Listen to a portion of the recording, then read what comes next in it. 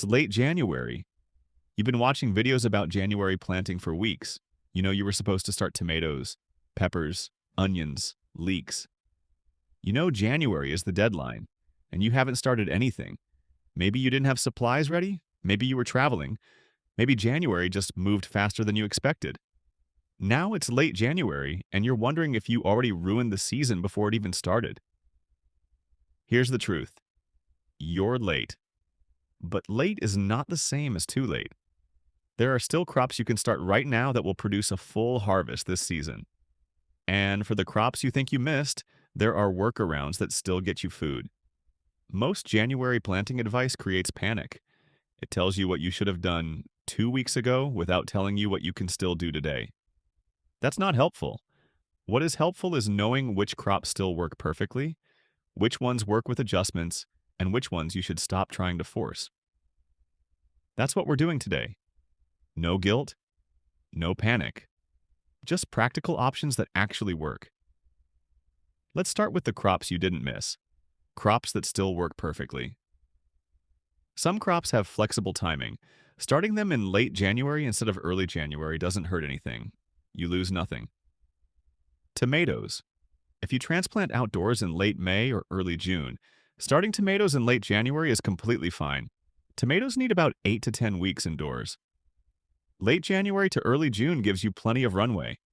The only time late January is too late for tomatoes is in very short season climates, where transplanting must happen by early May. For most gardeners, you're still on schedule. Start them now. In fact, tomatoes started slightly later often catch up to early starts once they're in the ground. The difference is usually a week or two of harvest timing, not the entire season. Peppers and eggplant. Peppers and eggplant actually benefit from a later January start compared to February. They're slow growers. They need 10 to 12 weeks indoors. Starting them now gives you strong plants by transplant time without them becoming root-bound. Plants that sit indoors too long develop weak root systems that struggle after transplanting. Late January timing prevents that problem. Celery. Celery has a long growing season, but it tolerates cool weather well.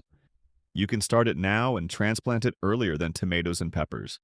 It doesn't mind slow, steady spring growth. If you want celery this year, late January is still a good window. These crops have not passed their deadline. Start them this week and you're still playing the full season. Crops you can still start, with adjustments. Some crops perform best when started in early January, but late January doesn't ruin them. It just changes expectations. Onions from seed. Onions started early January size up larger and store longer. Onions started late January still work. They just end up medium-sized instead of jumbo. That's not failure. Medium onions cook the same. You'll just harvest more of them instead of fewer large ones. If you want a backup plan, use onion sets in early spring. Sets are small bulbs planted directly outdoors. They're faster and simpler, though they don't store as long as seed-grown onions. Late January gives you options, not failure. Leeks. Leeks started now will be smaller by fall, but leeks don't need to be massive to be useful. Even pencil-thin leeks are flavorful and edible. Leeks also stay in the ground well into winter, so there's no rush to harvest at a specific size. Start them now, except smaller size. Use them anyway. Kale and other brassicas for fall harvest. Late January isn't ideal for spring brassicas, but it is fine for plants that will carry into fall. Start kale indoors now, transplant in early spring, and harvest all season. The timing trade-off affects spring harvest size, not total production. Kale started now may produce smaller leaves in late spring, but by summer and fall it catches up completely. These crops aren't ruined. They just require adjusted expectations. Crops you should skip entirely. Some crops really do have hard deadlines. If you missed early January, forcing them now wastes time and space.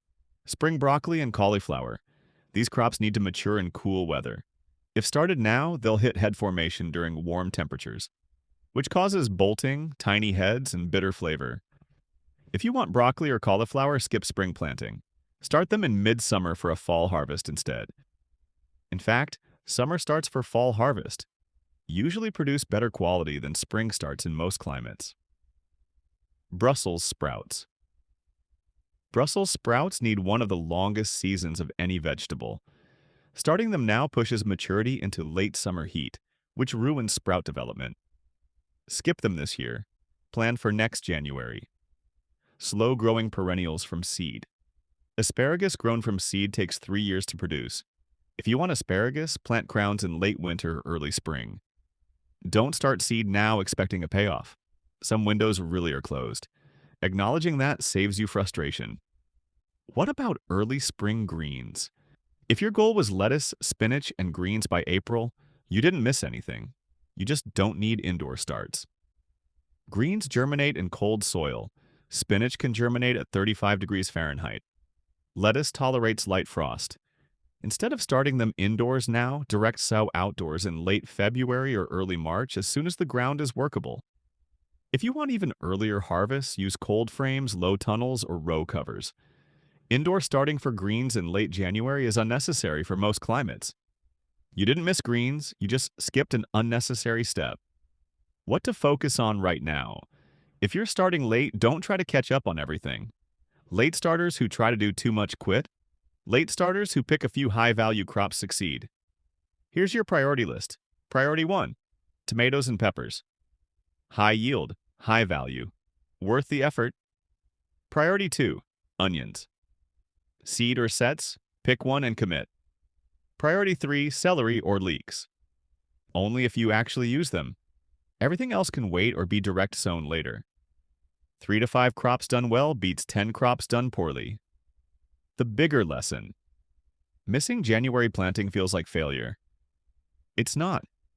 Gardening deadlines are mostly flexible. The difference between January 5th and January 25th is often negligible. What matters more than timing is follow-through.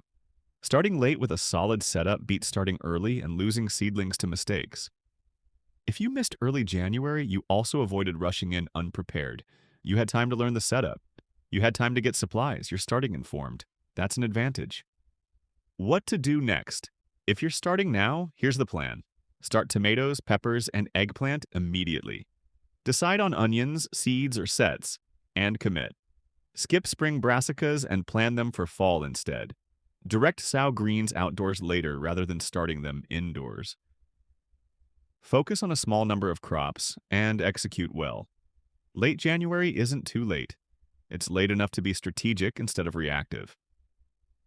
In the next video, we'll shift fully into February planting so you stay ahead instead of catching up.